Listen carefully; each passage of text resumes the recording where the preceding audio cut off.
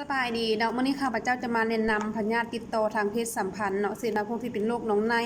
อักเสบตามทางในอักเสบตามท่อส่งบ่หรือว่าอักเสบตามแกนอัฐะเฮ็ดให้มันเจ็บมันแสบตรงนี้เนาะเวลาเหี่ยวเนาะหรือพวกที่เป็นหูดหอนไก่ตัวหูดหอนไก่นั้นจะเป็นโนนขึ้นคือหูดหอนไก่นี่อยู่ตามปลายหรือว่าตามลำของอวัยวะเพศของผู้ชายหรือว่าผู้หญิงเนาะหรือพวกที่เป็นโรคเชื้อราเนี่ยมันจะเป็นตุ่มใสๆหรือว่าแข็งๆตามปลายหรือว่าตามลำแต่เชื้อราเนี่ยมันจะบ่เจ็บบ่แสบเด้อ แต่เฮ็ดให้เฮารำคาญตัวเชื้อรานี่น่ะเหลือพวกที่เป็นตกขาว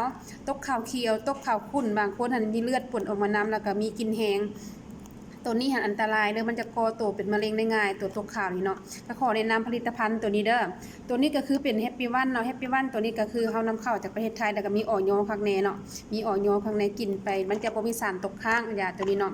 ยาตัวนี้มันคือมันจะไปฆ่าเชื้อทางในแล้วก็ขับไล่สิ่งเศษเหลือสิ่ง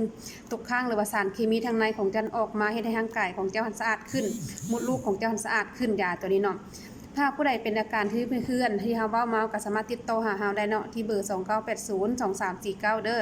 ยินดีให้คำปรึกษาเนาะเพราะว่าถ้าเป็นแล้วนะพยาธิตัวนี้บ่ควรปะไว้โดนควรให้เกี่ยวรักษาเนาะมันจะก่อตัวเป็นพยาธิได้ก่อตัวให้เป็นพยาธิแทรกซ้อนได้ง่าย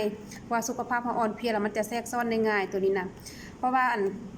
ระบบร่างกายของเฮามันบ่มีภูมิคุ้มกันถ้าพยาธิมันอยู่ทางในเนาะถ้าผู้ใดเป็นก็สามารถทักมาหาเฮาได้เนาะยาตัวนี้เฮาจัดส่งทั่วประเทศเด้อเฮามีนำเข้าอยู่ห้านขายยามณีวันเด้อห้